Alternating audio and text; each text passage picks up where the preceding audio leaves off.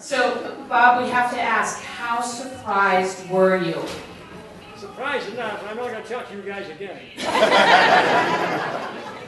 Okay, so before any other ado, we'd like to bring up Sean Faircloth, who is the loving son of Bob. So I'm going to turn it over to the host of this evening, Mr. Sean Faircloth.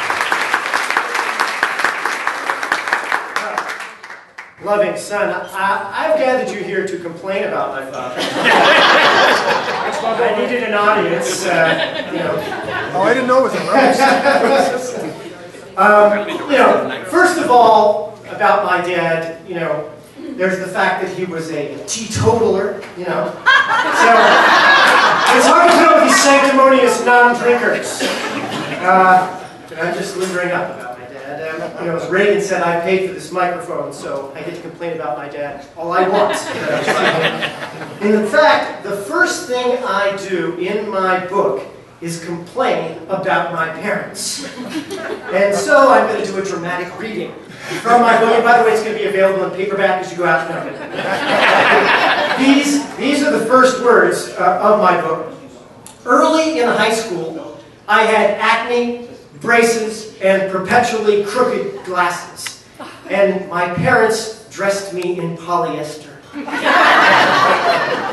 Now, to understate matters, dating was something of a challenge. Girls would sometimes talk to me. I recall one in particular saying, "Pizza face, railroad tracks, four-eyed geek." See, on the Facebook page, the Mr. Faircloth's 85th birthday Facebook page, there was a photo that was put up of Lynn O'Hearne in a miniskirt when she was in high school, and she looked pretty good. And see, the fact is, Lynn, even though I never knew you then, I resent you completely for not having talked to me in high school. I know you're kind. See, this is how my mind works. Any guy's mind works. Anyway, I got into a little tangle there. I'll get back to the dramatic reading. And I want to quote, "I needed to overcome my shyness, so my dad, a theater teacher, suggested I try out for my high school play. And since elementary school, I had watched my father direct plays. Frequently, after my regular school day was done, I'd tag along to the high school where my dad taught and watch the rehearsals. And Dad's approach to directing was more closely resembling the stereotypical football coach or baseball manager than that of the artiste director. Ethereal was not exactly my father's style. And unlike me, my dad was a good athlete. And now that is another reason for extreme resentment on my part. He said, I have never forgiven my father for his athleticism. You're going to see a little interview movie of my father, and there's one part where he's talking about baseball and the different positions in baseball, left field, shortstop, I don't know, punter, quarterback, whatever they have in baseball. I don't really know. But they get to the part, he's getting to the part where he talks about the right fielder. And the way my father uses the term right fielder, it was as if he was talking, as an Indian Brahmin about the untouchables. Whereas I wasn't even allowed to play right field at all, Anyway, we'll get back to more resentment. Get back to the book. So my father, quoting the book, had a grizzled halftime approach to his stage notes that some of you may recall. He'd say, blocking, learn your damn blocking. Lines, people, learn your goddamn lines.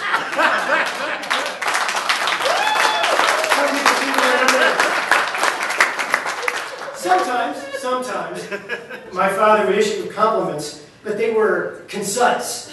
Good, he'd say. Now you're getting it. Or that was tighter. And the students, I have to say, seemed to enjoy pleasing this man of decisive certainty. Now, he joked with students, but no one doubted who was in charge. And I admired the confidence and the competence that my father exuded in those rehearsals. Now back to more complaints. See, there was this passage in the beginning of my book, but I have to say I think it gives my dad a lot of credit, which is fine, But I think there are many people, in fact, many people in this room who had to put up with my father, and my dad for many years, in fact. And for instance, this event, I want to thank Margaret Timmons, who deserves a huge round of applause.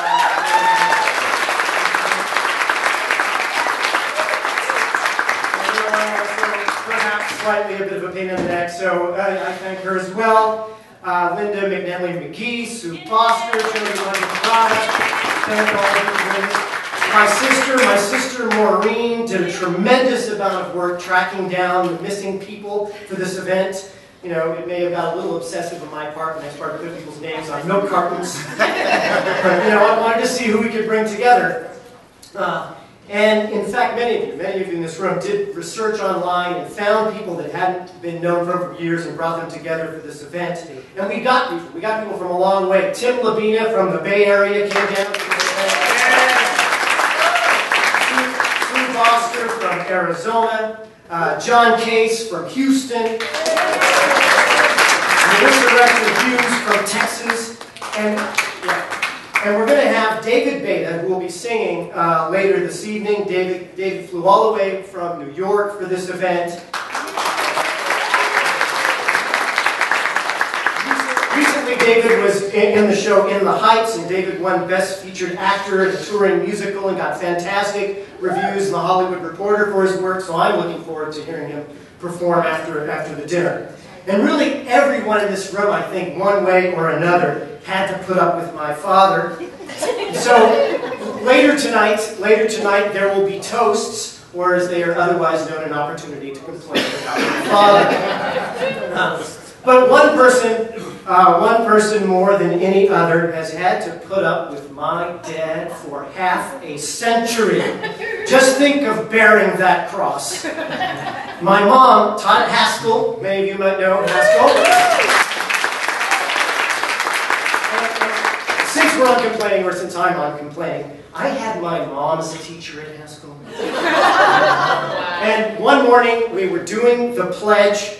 I'm doing the pledge, we're all doing the pledge, and I had my hand over my heart, but I happened to have my other hand in my pocket.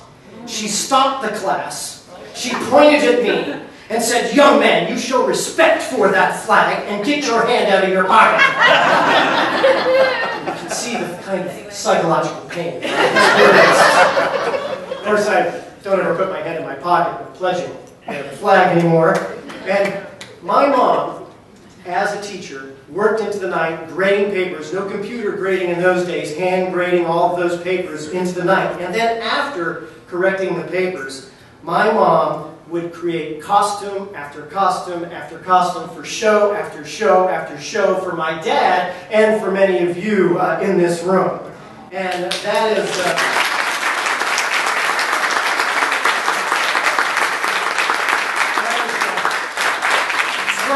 Trust me on this, that is a micrometer of the thanks that my father owes my mom. Because when my dad was out being the professional Irishman and all that can entail, my mom kept everything functioning and kept our world together. And my sister and I owe her so many thanks, but no one owes her more thanks than my dad. Now, I want to get back to the important thing, which is my book. Back to the History of Triumph. I did listen to my dad's, advice on some things about the triad anyway. But there was one thing I knew more than anything else that I got from my father. And what I got from my father is that when it came to that audition, I was going to be damn ready. And when that performance time came, I was going to give it my 100%. And it wasn't, despite what some of my ex-wives might say, because I'm driven. All right, maybe a little bit because of that. But more because it was just really fun. It was fantastic. And the reason I wanted to succeed at that audition was because of you. Because of you people in this room, my dad's students.